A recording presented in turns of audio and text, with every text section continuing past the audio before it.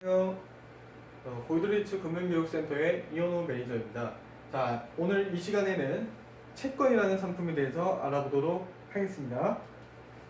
자, 채권이라는 것은 지금 여러분들이 잘 모르시는 사실인데, 채권 시장의 규모는요, 주식 시장 규모보다 훨씬 더 크고 방대합니다.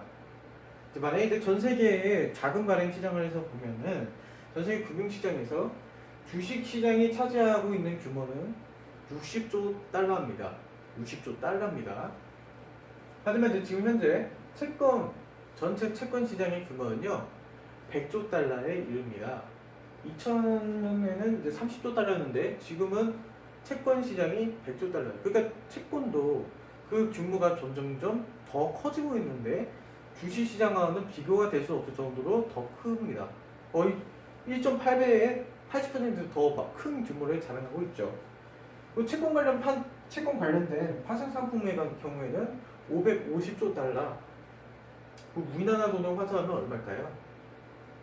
우리나라 돈으로는 55경 정도 합니다. 여러분들 이 금액이 너무 생소하시죠? 이미 이렇게 너무 많은 자금들이 다 채권에서 많이 운용이 되고 있는 게 여러분들은 이제 시간이 잘 안 나실 거예요. 그럼 전 세계 금융시장에서 제일 큰 시장을 차지하는 것이 바로 미국 시장입니다. 미국에서는 채권의 규모가 36조 달러니까 지금 현재 채권 시장이 100조 달러인데 그러면 거의 3분의 1 이상을 미국에서 발행하는 채권이다 라고 보시면 돼요. 그래서 세계 최대의 채무국은 바로 미국과 또 채권국으로서도 미국이 제일 많은 채권을 가지고 있는 나라다, 그렇게 보시면 되겠습니다. 자, 채권이라는 것을 한번 좀 자세하게 알아보도록 하겠습니다. 채권이라는 것은, 자, 여기서 보면 이제 차입자로 표현했지만 지금부터는 이제 차입자가 아니라 채무자라고 표현을 하겠습니다. 자, 채무자, 즉 정부와 공공기관, 기업체, 금융기관, 이거는 주체하고 상관없이 거의 모든 그 돈을 빌리는 사람이라면 채무자입니다. 그 채무자가 투자자로부터 자금을 조달하려고 발행하는 바로 채무증서가 채권입니다.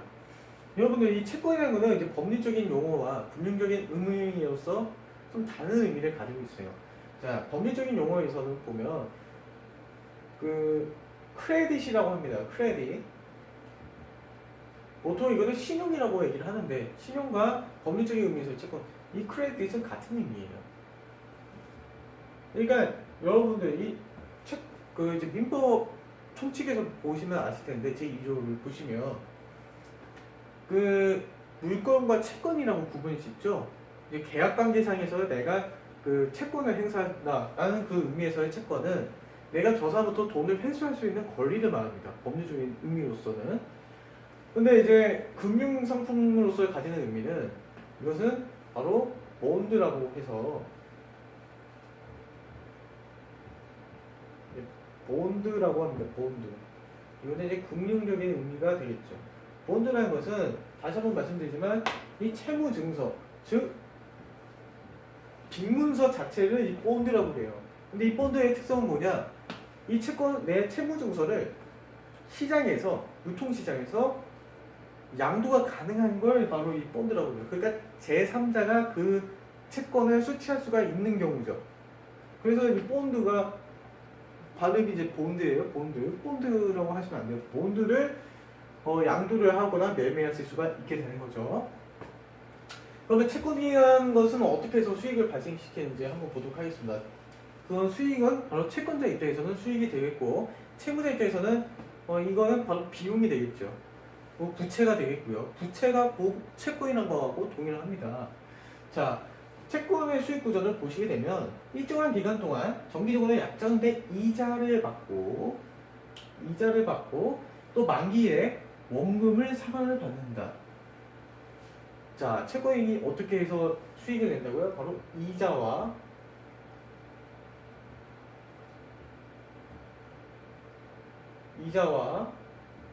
바로 원금으로 구성이 됩니다. 채권의 수익 운용 방법은.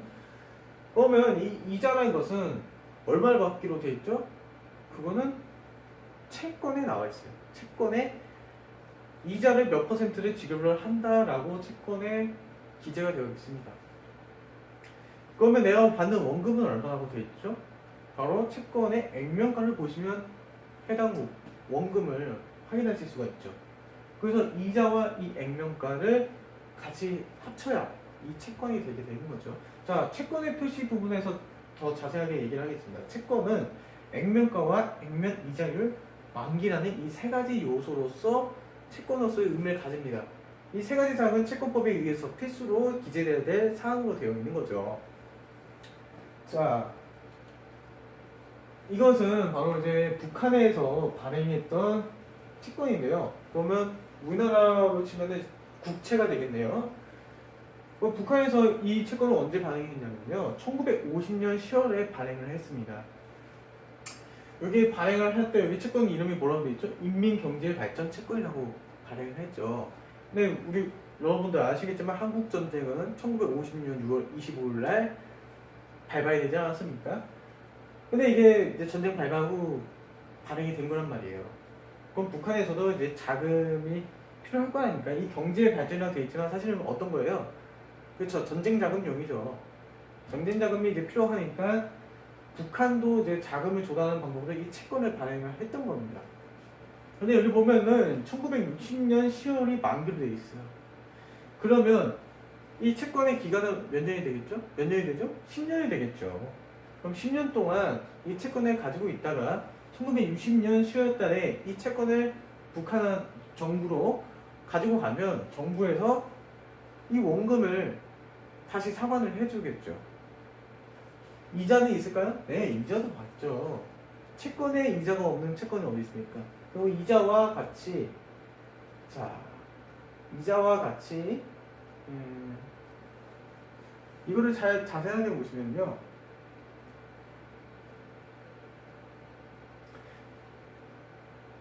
이게 너무 흐릿하게 보여서 잘 안 보이긴 한데 여기 보면 이 이자와 그리고 만기가 언제 나는 것이 기재가 되어 있습니다.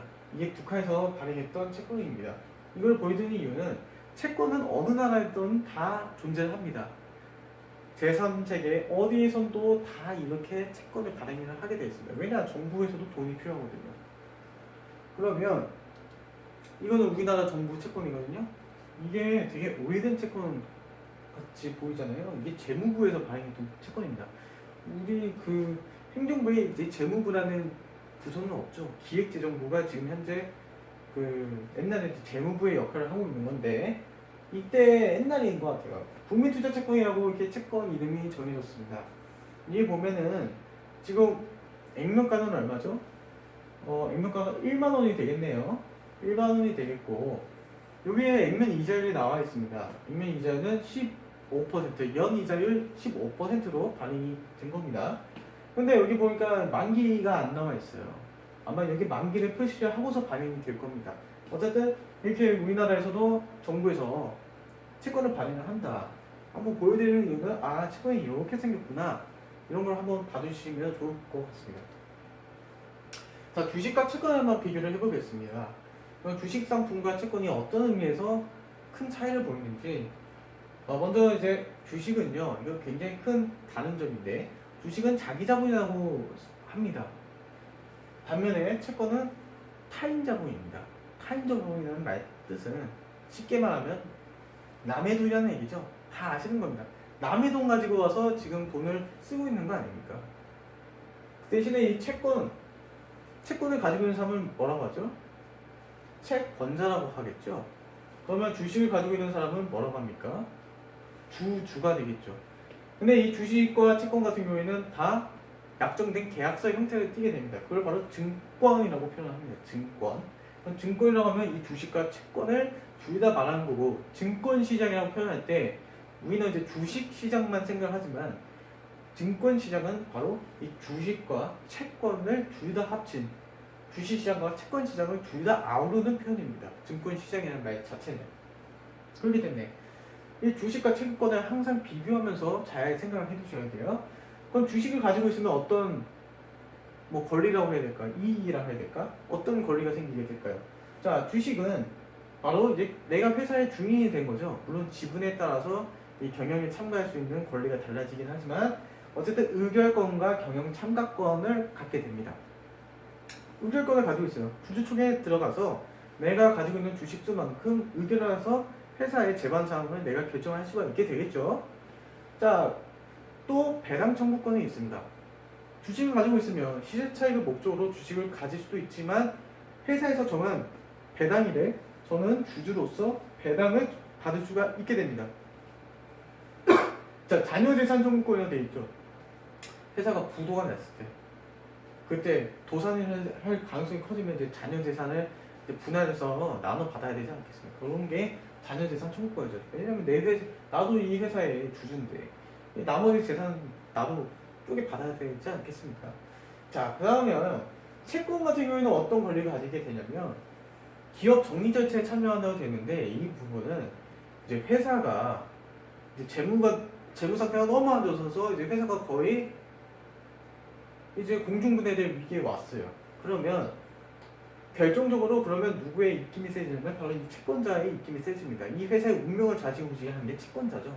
결국에 실제로 우리가 가게 생활에서도 가게 경제가 무너지면 이 가게에 돈을 빌려준 채권자가 좀 엄청 입김이 세게 얘기를 하죠. 그거 마찬가지로 기업도 마찬가지입니다. 잠시만요. 그래서 말씀드리고 싶은 건 뭐냐면 또 뭐냐면 이자 그다음에 기업 정리 절차에 참여를 하는데 그럼 이제 회사가 망해지면 이 회사를 없애버릴 건지 아니면 이제 살릴 건지 살리더라도 어떻게 살릴 거냐 나는 또 다른 데서 자금을 또 대출 받아서 이 자금으로 어떻게든 회사를 살려서 구조조정을 시키는 거나 이렇게 기사회생을 하는 거죠. 아니면 이제 법정 관리로 넘기던가 아무튼 다 결정한 건 거의 채권자가 결정을 해요. 그리고 채권을 가지고 있는 사람은 뭘 받게 되죠? 이자를 받게 되죠. 그리고 만기 때 원금을 받게 됩니다. 그거를 이제 이자 그리고 원금 상환권이라고 하겠습니다. 그리고 이제 자녀재산 청구권은요 주식하고 마찬가지로 똑같이 가지고 있지만 더 우선하는 자녀재산 청구권입니다. 자금의 변제 순위가 채권의 제1번 순위고요. 그 다음이 주식이에요. 근데 좀 이따 설명드리겠지만 채권도 종류가 선순위 채권이 있고 일반 채권 그리고 선순위 채권, 보통 채권 그리고 후순위 채권 그 다음에 주식 순으로 변제 순위가 정해져 있습니다. 그때 제일 먼저 우선적으로 받을 수 있는 게 바로 선순위 채권이 되는데 어쨌든 자녀재산에 있어서 변제받는 순위가 제일 앞선다라고 보시면 되겠습니다. 자, 주식은 존속기간은 회사가 부도나기 일보 직전까지는 이 주식은 영원히 제 권리가 되겠죠. 어쨌든 내가 타인한테 양도를 하거나 매매하지 않는 이상은 또 회사가 없어지지 않는 이상은 영원히 저는 이 회사의 주주로 남게 되겠죠. 하지만 채권은 뭡니까? 존속기간, 만기가 존재를 하죠. 만기가 있다는 말 자체는 그 만기가 지나면 이 채권은 이제 소멸을 합니다. 만기 때 원금을 받고 이제 소멸을 하는 거죠. 그래서 한시적인 특성을 가지고 있습니다. 자, 위험성은 보면은 주식은 훨씬 크죠. 매일매일 주가가 완전 변동이 심하잖아요. 하지만 이 채권 같은 경우에는 어때요? 채권의 가격이 변동을 하긴 합니다만 굉장히 극히 채권 시장에서 채권 유통 시장에서 당연히 가격이 변하긴 하지만 되게 미미해요.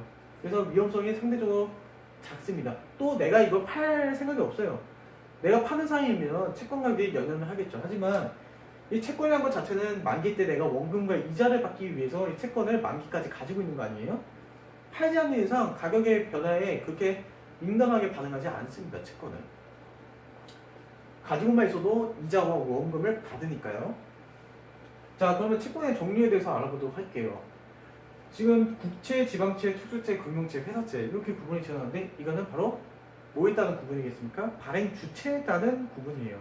즉 지금 현재 빚을 내고 있는 사람이 누군가에 따라서 이렇게 이름이 붙습니다. 나라에서 빚을 지고 있다 그러면 국채가 되겠고요. 지방자치단체에서 빚을 진다 그러면 지방채가 되겠죠. 그리고 특수채라는 것은 바로 이제 특별법에 의해서 설립된 공공기관과 그 공기업에서 채권을 발행하게 되면 특수채가 되겠습니다. 금융채는 금융기관에서 발행한 거고요. 회사채는 일반 사기업에서 발행한 거에 바로 회사채가 되겠습니다. 이렇게 이제 간단하게 보시면 될 것 같아요. 뭐 국고채권, 재정증권, 국민주택채권은 국채다. 그리고 도시철도채권, 지역개발채권, 상수도채권은 지방채다. 지방에서도 영위하고 있는 여러 가지 지방 사업들이 있을 거 아닙니까? 그 관련해서 자금이 필요하니까 이렇게 채권을 발행을 하겠죠. 그 투수채도 마찬가지로 해당 공기관이 발행을 하는 채권이고요. 금융채, 여기 통한채라고 나와 있는데 통화안정증권협에서 금융기관에서 발행하는 채권이 있습니다. 또 산업금융채권이라는 것은 바로 한국산업은행에서 발행하는 채권에 해당이 될 거예요. 회사채는 보증사채, 또 무보증사채도 있고 또 전환사채와 신주인수권부사채, 간단하게 말하면 CB와 BW를 발행을 한다. 그렇게 보시면 되겠습니다. 자, 채권의 가격에 대해서 한번 알아보도록 하겠습니다. 순수할인채와 이표채가 있습니다. 자, 여러분, 그 순수할인채는 뭐고 이표채는 뭐냐? 이 두 가지로 크게 나눌 수가 있는데요. 순수할인채라는 말은 채권을 할인해서 판다는 얘기입니다. 즉, 이거에 대한 부분은 바로 이 채권에 나와 있는 액면가와 잘 안 써지네요. 자, 채권을 구분짓는 두 가지 방법은 바로 액면가가 있고요. 액면가라는 건 아까 전에 말씀드렸다시피 채권에 표시되어 있는 가격을 말하겠죠. 액면가. 그리고 발행가가 있습니다. 액면가와 발행가의 차이는 뭐냐? 액면가라는 것은 채권에 아까 전에 채권에 기재가 되어 있다고 했죠. 채권에 명시가 된 가격이고요. 발행가에서는 시장에서 매매되고 있는 가격입니다.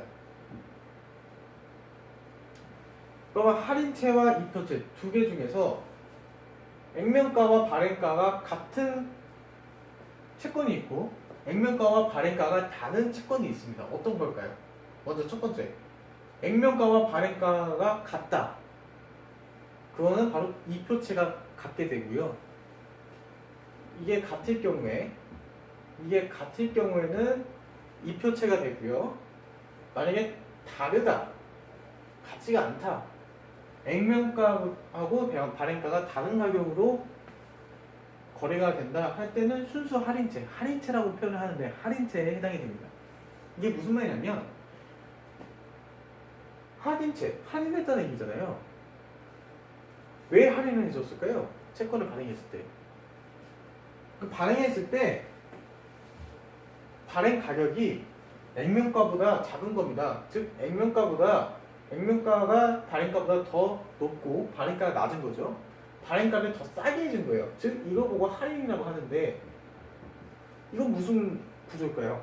내가 액면가에 써져 있는 대로 주지 않고 할인을 해줬다는 것은 이자를 받지 않는 상품이라는 겁니다. 즉 순수 할인채는 추후에 받는 이자가 없어요. 대신에 내가 이걸 발행할 때 여기 액면가에는 10,000원이라고 써져 있지만 내가 이거 발행할 때는 8,000원에 줄게 라고 하면서 8,000원에 채권자한테 채권을 주는 겁니다. 그러면 채권자 입장에서는 이가 만기가 도래하면 나는 8,000원 주고서 채권을 샀지만 추후에 만기가 도래하면 나는 얼마를 받는다? 바로 10,000원을 받게 되겠죠? 그럼 저는 이 10,000원을 받게 됨으로써 기존에 없던 2,000원의 추가 수익이 생기게 되는 거죠. 그러니까 채권자 입장에서는 이 할인채를 구매하면서 추가 이득을 거둘 수가 있죠. 이자가 없다 하더라도 이 발행가와 액면가의 차이에서 발생하는 수익으로 이 채권을 구입을 할 수가 있는 거죠. 그럼 이표채는 액면가와 발행가가 같아요. 같습니다.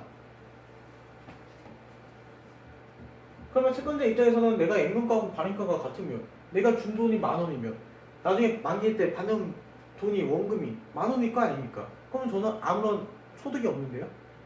추가적인 수익이 없지 않습니까? 그걸 보상하기 위해서 이자를 지급을 하죠. 그래서 이표채란 말 자체는 이자를 지급을 하는 채권이라 해서 이표채가 됩니다. 이표채라는 것은 다른 말로 표현하면 이제 쿠폰 본드라고 그래요. 쿠폰 본드. 그러니까 이자를 쿠폰처럼 띄어서 주는 거죠.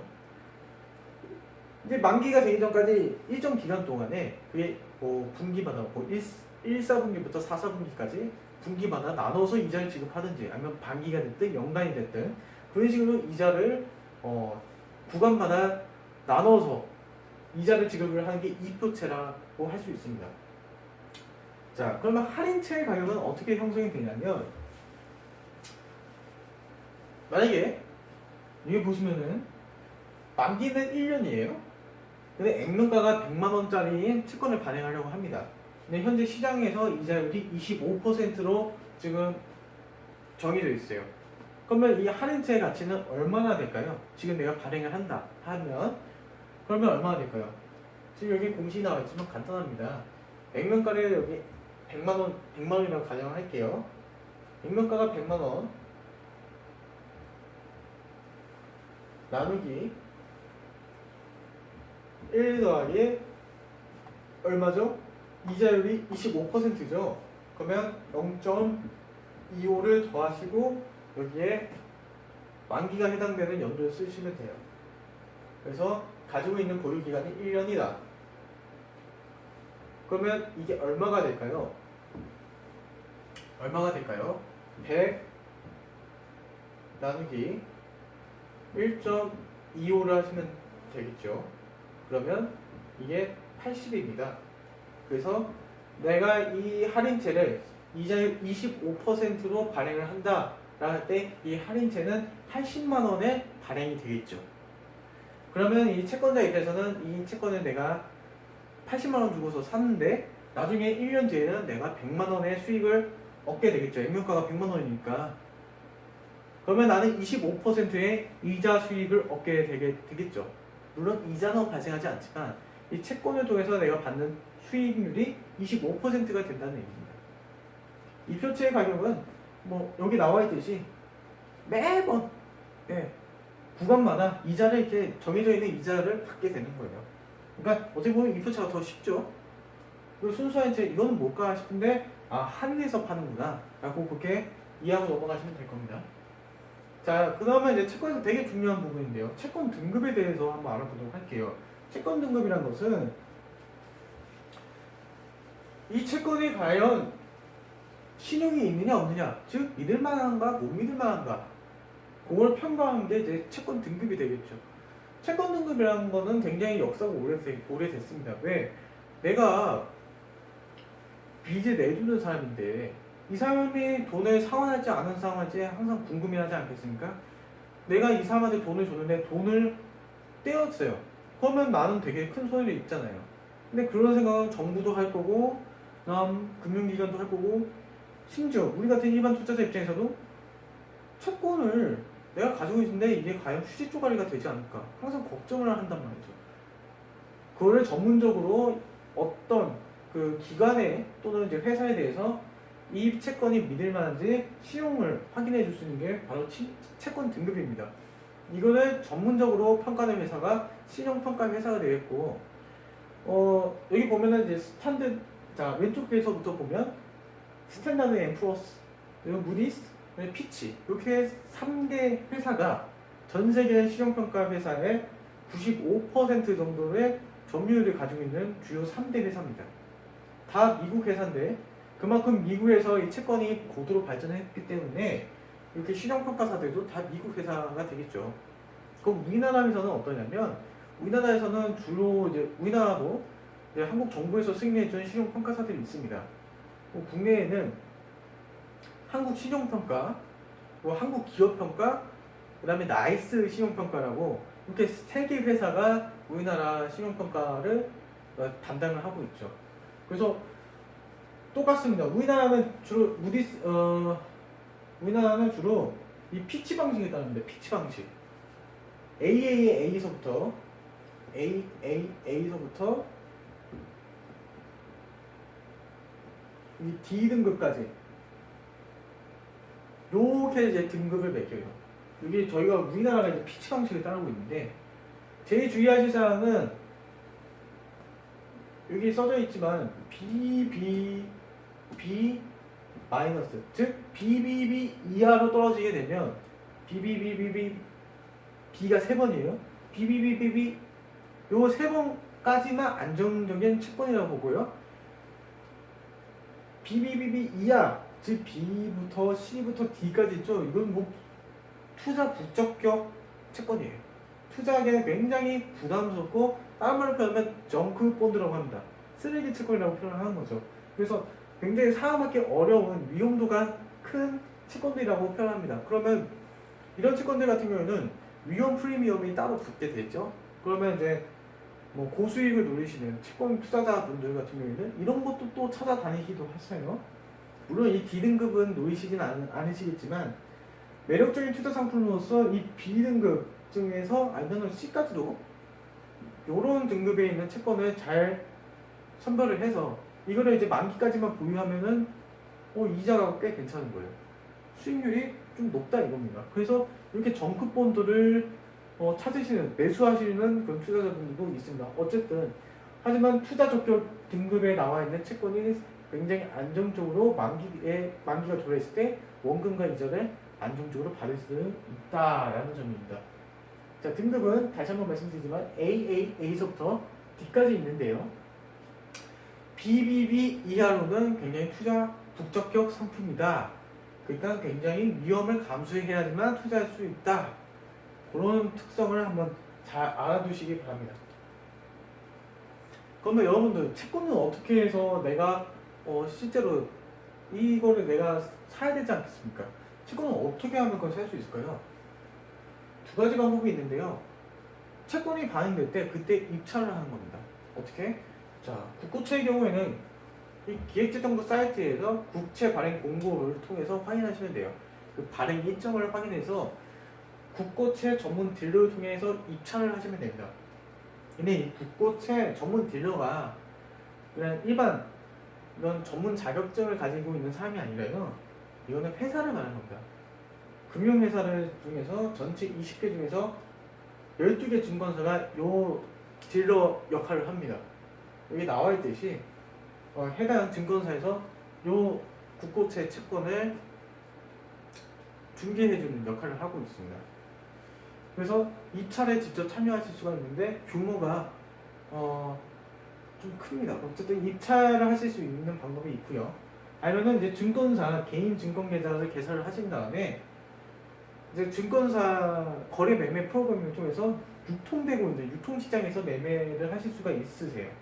그래서 이 채권은 굉장히 다른 게 주식은 이제 매매를 하시게 되면 그 대금 결제를 이틀 후에 하지 않습니까? D+2일 날 영업일 기준으로 이틀이 지나야지만 실제적으로 양도가 이루어지는데 근데 이 유통증권 같은 경우에는 이제 당일날 바로 결제가 되고 당일날 바로 양도가 되는 그런 특성이 있습니다. 그래서 당일날 채권을 매도하실 경우에는 오후 4시 40분에 대금이 입금이 됩니다. 이렇게 이제 당일날 매매가 가능하고 당일날 이 채권이 거래가 된다는 그 특성을 이제 주식하고 비교해서 설명을 드리고요. 그리고 소액으로도 지금 이 유통증권 같은 경우에는 소액으로도 상장된 채권에 대해서 투자가 가능한 부분이 있습니다. 근데 그게 채권의 단위가 10,000원에서부터 시작해요. 그러니까 상대적으로 굉장히 낮은 가격에서부터 채권 거래가 가능하다라는 부분입니다. 채권 같은 경우는 모바일로 이제 하실 수가 있으세요. 이거는 뭐 특정 증권사의 어플을 소개하고 싶은 게 아니라 여기 보면 이제 금융상품 섹터에 들어가시면 금융상품에서 여기 보시면은 이 장내 채권이 이게 채권에서도 있고 이제 장내 채권이 나와 있고 장내 채권도 있어요. 그래서 장내 채권 주문에 들어가시면 현재 유통증권을 여기서 채권을 매수하시거나 매도하실 수가 있게 되는 거죠. 그럼 채권을 왜 매수는 이해되는데 왜 매도를 할까요? 아까 전에도 말했듯이 금리가 낮아지게 되면 현재 내가 가지고 있는 채권의 가격이 높아진다고 말씀드렸습니다. 그렇게 되면 주식하고 마찬가지로 시세 차익을 거두실 수가 있어요. 채권도. 그러면 나는 매도를 해야죠. 시세 차익을 거둘 수가 있다면. 그래서 이게 모바일 증권 어플에서 마찬가지로 주식과 마찬가지로 매매를 하실 수가 있습니다. 종류는 여기 밑에 나와 있는 것처럼 굉장히 다양하고요. 그리고 매매 단가와 매매 가능 수량 등이 나와 있습니다. 여기는 이제 국민주택 채권이라고 되어 있어서 해당 가격이 나와 있고 여기 보시면 이제 이게 올라간 표시가 되어 있죠. 이게 화살표로. 채권 가격이 이게 변동을 하는 겁니다. 하지만 4원 올랐어요. 근데 변동폭이 그렇게 주식하고 비교했을 때 상대적으로 굉장히 낮은 변동폭을 가지고 있죠. 그러니까 크게 변하지가 않습니다. 채권 가격은. 추가적으로 좀 더 채권에 대해서 1+1 더 알고 가는 시간을 제가 준비를 했는데요. 채권의 종류 중에서 더 부가적인 기능을 가지고 있는 채권들이 있습니다. 좀 예전에 논란이 됐었던 게 후순위 채권이라고 예전에 이제 저축은행 사태에서 많이 불거졌던 문제였는데 후순위 채권 아까 전에 말씀드렸듯이 선순위 채권이 있고요. 그리고 보통 채권이 있고 후순위 채권이라고 있습니다. 근데 이 후순위 채권 같은 경우에는 이게 기업이 도산할 경우에 채권의 상환 순위가 있다고 했잖아요. 근데 일반 사채, 보통 채권보다 변제 순위가 더 낮은 거예요. 그래서 일반 채권, 후순위 채권, 주식 순위인데 어쨌든 중요한 건 후순위 채권도 주식보다는 더 빨리 더 앞서서 변제 순위에 더 앞선다라는 거를 주제하시고 하지만 이제 저축은행하고 이제 다른 금융기관에서 이거는 후순위 채권이 굉장히 수익률이 높은 상품이라서 소개를 하고 팔았습니다. 근데 이 후순위 채권의 특징을 보면 중간에 상환을 요청할 수가 없어요. 그럼 내가 저축은행 채권을 뭐 특정 채권을 뭐 말하기도 그렇지만 이 채권을 가지고 있으면 중간에 이거 상환을 돈을 내가 원금 회수를 요청할 수가 없어요. 무조건 만기 동안 가지고 있어야 됩니다. 무조건 자금을 회수 못 한다는 거예요. 내가 돈을 빌려줬는데 그 채무자로부터 만기가 될 때까지 조기 상환을 못 하는 겁니다. 조기 상환 요청을 못 한다는 거예요. 그리고 상환 기간은 보통 몇 년? 5년 이상으로 해서 굉장히 장기 상품인 거죠. 만기가 엄청 기니까 굉장히 좀 그렇죠. 보통 1년하고 3년도 있고 근데 보통도 이제 채권 같은 경우에는 뭐 20년도 있고 그러지만 최소 5년입니다. 그리고 이제 발행 기간은 이제 후순위채를 자기 자본으로 분류한다는 특성이 있어요. 굉장히 특이한 케이스인 거죠. 채권은 원래 타인 자본이라고 말씀드렸잖아요. 남의 돈으로 구분을 짓거든요. 근데 이제 발행하는 기간 동안에는요, 후순위 채권을 회계상 장부상에서 분류할 때 자기 자본으로 분류를 합니다. 그러면 이 발행하고 있는 주체의 입장에서는 현재 내가 빚이 있어요, 없어요? 후순위 채권은 빚이 아니게 된 거예요. 그러니까 재무 상태에서 재무 상태표를 보게 되면 이게 자기 자본으로 분류가 돼 있으니까 나는 부채를 덜어지는 효과가 생기게 되겠죠. 근데 알고 보면 실제는 뭐예요? 채권이니까 채무 아닙니까? 그러니까 빚이 있는데도 빚을 가릴 수 있는 효과를 가지고 있게 되죠. 자, 상대적으로 높은 표면금리를 표방을 하고 있습니다. 그렇기 때문에 많은 고객분들이 이런 높은 금리를 이게 높은 금리 때문에 이 후순위 채권에 투자하시는 경우가 많았습니다. 채권이 양도가 가능하고요. 증권사에서도 중개 매도가 가능합니다. 자, 다음으로 넘어가면 전환사채를 보도록 하겠습니다. CB라고 표현을 합니다. CB는 채권이면서 주식으로 전환할 수 있게 해주는 채권이다. 그래서 전환이 된다 해서 전환사채라고 표현합니다. 자, 어떤 그런 부가적인 기능이냐면 일반 사채가 있다면 일반 사채에 플러스로 주식으로 바꿔줄 수 있는 기능이 붙은 겁니다. 그래서 기업 입장에서 이 전환사채를 발행하면은 좋은 점은 좀 더 낮은 이자 비용으로 채권을 발행할 수가 있어요. 일반 사채에서는 내가 5% 정도의 이자를 주고서 내가 부담을 해야 됐다면 이 전환사채를 통해서 4%, 3% 좀 더 낮은 이자 비용으로 채권을 발행하게 되겠죠.